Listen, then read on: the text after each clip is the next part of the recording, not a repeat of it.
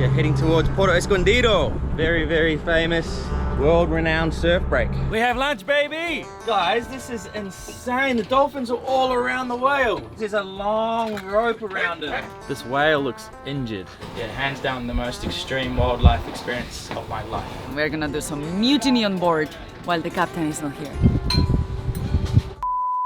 With Hurricane Irma, boats tossed. Here we are at this marina. Hi, my name's Colin. I used to be a chief engineer on super yachts, but gave it all up to buy a hurricane-damaged Lagoon 450. My friends and I are fixing it up as we go, and are determined to circumnavigate the entire planet. So subscribe if you want some inspiration to live life to the fullest.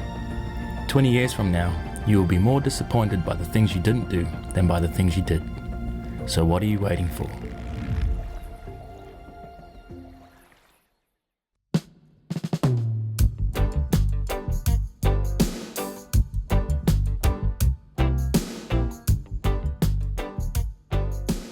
Linda, you hungry?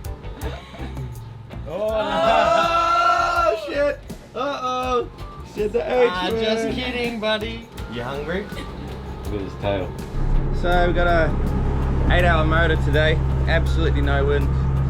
We are heading towards Puerto Escondido. Very, very famous, world-renowned surf break. But as per usual Parlay luck, there's absolutely no swell in the water. So we're going to be in Puerto Escondido with no swell. Sucks.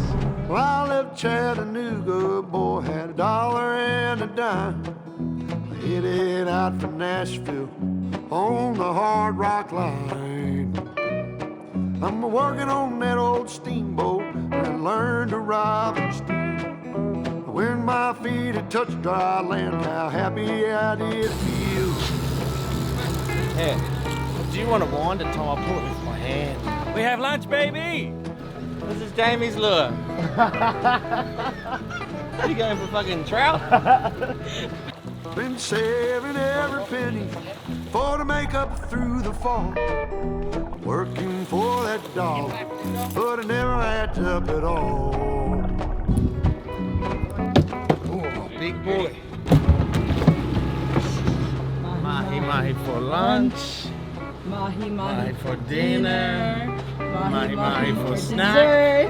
Got fish, chilling, the sun's out, can't complain. We've just spotted a big whale. We're not sure what kind it is, but it is about 200 meters in front of us, so hopefully it stays up so we can see it. There's a heap of dolphins coming across here. Look at them all. This is incredible. The whale is right here. See if I can capture this from the air. Guys, this is insane. The dolphins are all around the whale. This is so weird. Guys, there's a long rope around it. I got the drone up and this whale looks injured. It's not swimming right. Dolphins are going crazy around it, so we're just slowly creeping up towards it. I reckon the whale's been shouting and crying for help because he's got the line wrapped around it, and that's why all the dolphins are here. There's a huge pod of different types of dolphins all around this whale, and I don't think that's a coincidence. It just felt so wrong to leave this whale to possibly die, as we could clearly see it not swimming properly. So I called a quick crew meeting and we came up with a game plan to have one attempt at trying to free the line which was caught around him. But I made it clear that if I felt that we were creating too much of a stressful environment for the whale, or we were putting ourselves in danger, it was my call to abandon the mission. Ready? Yeah.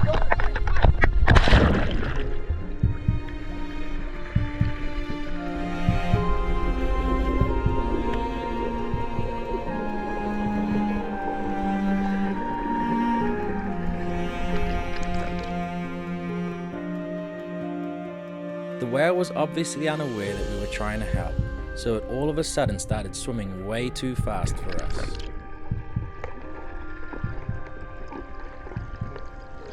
The whale had a line wrapped all the way around him, and it was actually starting to cut into his body. But it became apparent that it was just too dangerous for us to get close enough to cut the line free. His pectoral fins were longer than me, and his tail was so huge and powerful that he would have seriously injured one of us if we had gotten away. On top of that, he was covered in razor-sharp barnacles, so we had to call the mission off.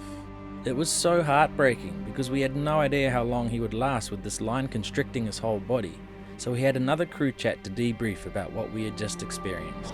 We're at the point where he was getting a bit frightened.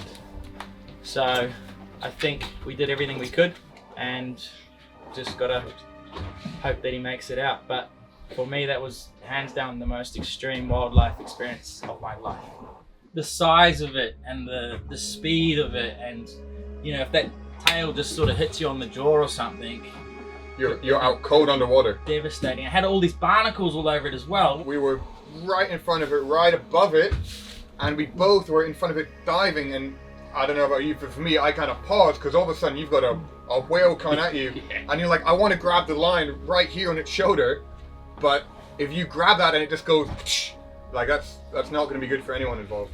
And I think it's important to remember, you don't really realize how big these animals are. When you're in the water, they're like 2 car sizes at least, and they're fast. I think it might be a blue whale. Yeah, between Fin whales are more black.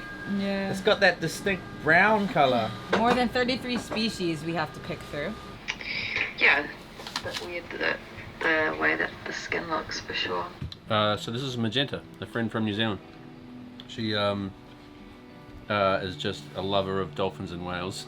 So yeah, as soon as we sort of saw this and wanted to know what kind of whale it is, I just took a video of our GoPro footage and sent it to her to see what sort of whale it was, because it was a little confusing for us because of the discoloration. It was kind of like a weird browny color, and sort of not used to seeing a humpback that color.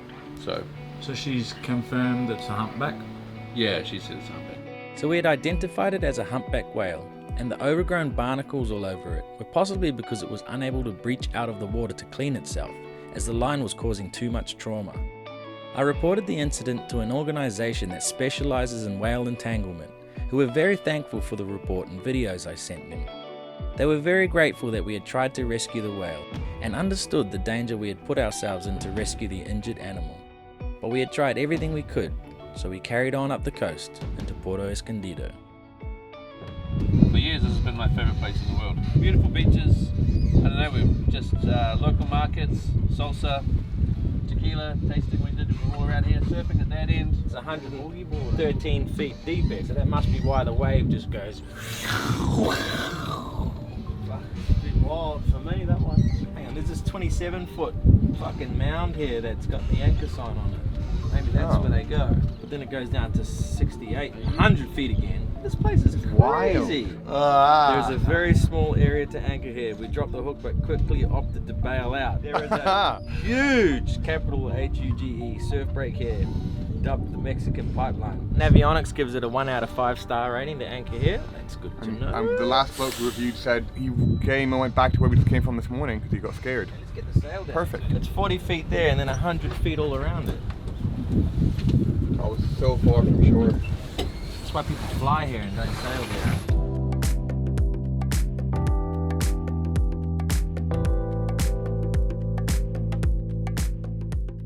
So we're anchored on rock up against the lee shore with like this 100-foot channel all around us here. That's 90 feet just here. And on the inside here. Not ideal. I think for peace of mind and everything else, we'll have one person on watch, and that'll be either me, Jamie, or Tom. We'll take turns, and then we can do dinghy runs, take people to shore, stay here for a couple of days and keep moving.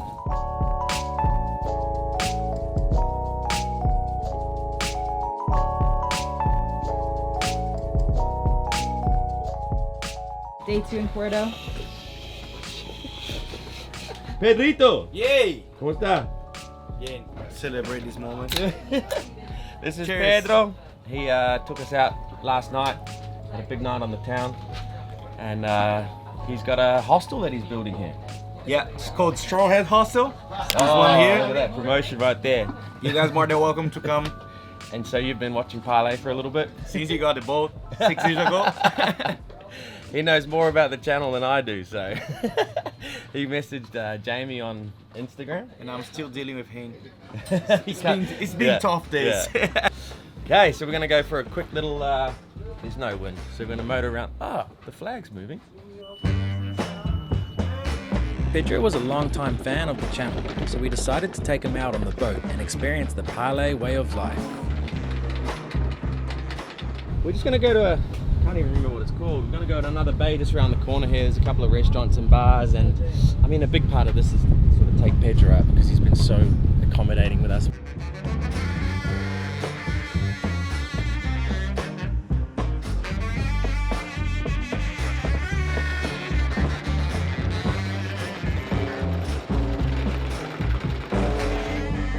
This is Playa Carrizalillo.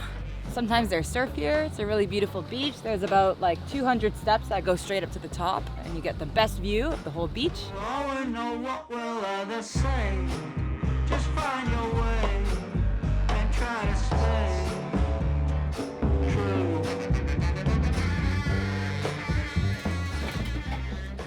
One more? Do you spearfish? I don't spearfish. You should try. I would stay away from you then. yeah. I catch something. It's me. Yeah, I would like pull it by accident and be like, Barbara, it's you. Where is the next hospital? From the surface, it looked like this place might be a good spearfishing spot, so we geared up and we jumped in.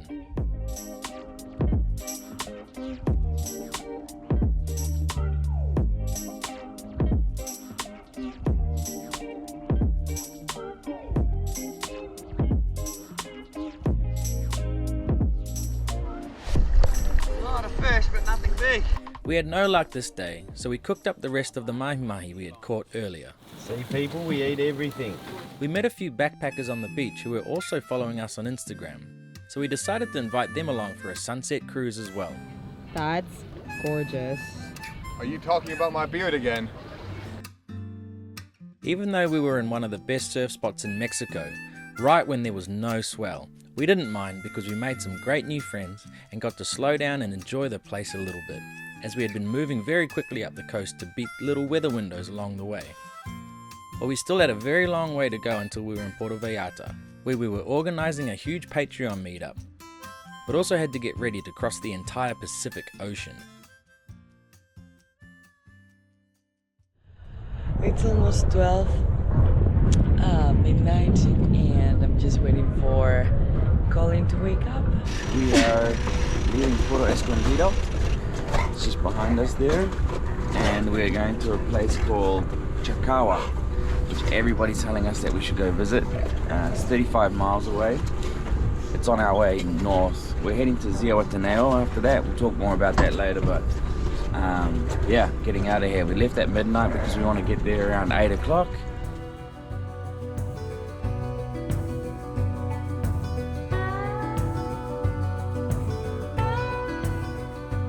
Good morning, sunshine. Good morning. How was your first night shift? It was great. I had everything from no wind to about 11 knots of wind and some lightning up ahead, and yeah, it went well. It was good.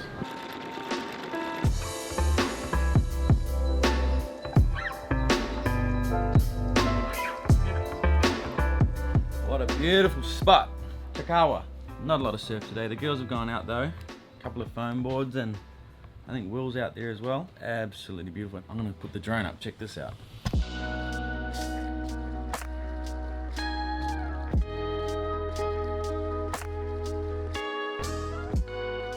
We always feel totally spoiled when we get to be in these kind of places on a boat. Traveling by land is awesome, but traveling by boat, well, you just can't beat it in my opinion.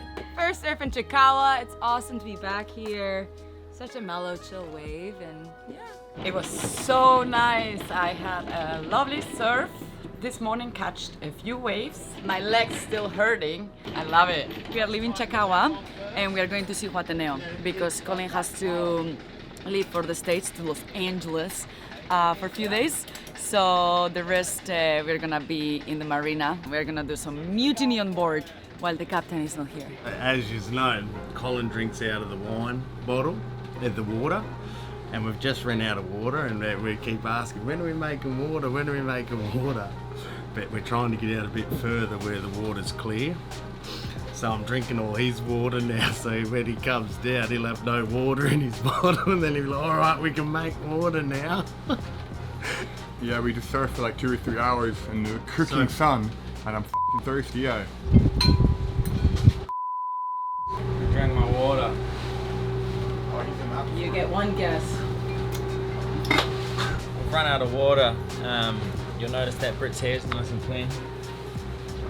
Obviously, we didn't get the memo about saving water today. Well, we need to make water, but the water's disgusting. We could make water, the water maker would clear all that out, but it would just clog the filters. So we're just heading out to sea, finding some nice clean water to make some agua. Was that satisfying? Yeah, we got it. He's about to go down and turn the water maker on now. He's thirsty. So Jamie got his point across about the water maker. It wasn't long ago that we didn't even have a water maker, so I still am stuck in my old ways about water conservation. But with the new Battleborn lithium batteries, and a Seawater Pro water maker that does 40 gallons an hour using just our inverter, I guess I can lighten up a little bit. Maybe. One day. I crashed a drone. What happened? How did you do that? Not being wise enough to do it on the front of the boat. I don't know why we were in the side. It's better. No. So it hit the shroud and it landed on the boat and then bounced off. Is it the first time you've lost a drone? Have you lost a drone? Yeah, I lost my drone at Witch's Rock. I've lost 3. 3 drones. We lost yours. We lost yours. Oh, there, 4 now.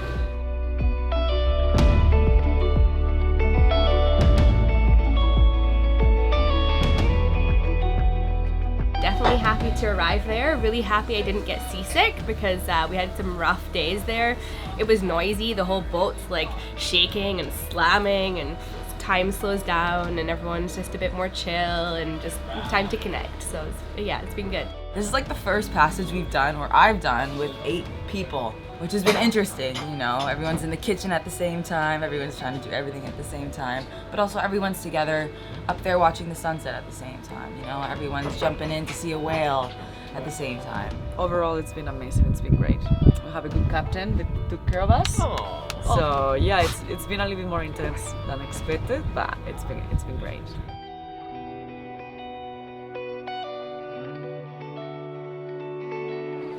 Come on, Bob, stand up. Yeah. Come on, stand up straight.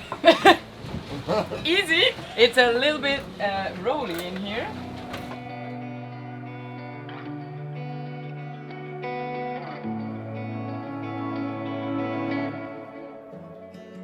We have a little rule on this passage that if you're late for your night watch, you owe the boat a 6-pack of beer. So now we've got 2 people late. That's Bubs' fault. She said she set an alarm. Oh, we made it. That was kind of tough. I wouldn't recommend trying to bash your way up the Pacific coast. It's tough. There's either no wind or wind on the nose. I've put more hours on these engines than I think I have since I bought it. It's crazy. But it is what it is. I will stop complaining because I am grateful to be here. It is incredible to be cruising up this coast, despite the hardships. So we had made it to Ixtapa Marina, where we could tie the boat up for a little while I had a quick trip to LA. Don't forget to subscribe and tune in next week to follow our journey up the coast of Mexico and just one step closer to us crossing the Pacific Ocean. We're in Ixtapa Marina, guys, which is a place with lots of fancy rich boats. We're going to blend in seamlessly.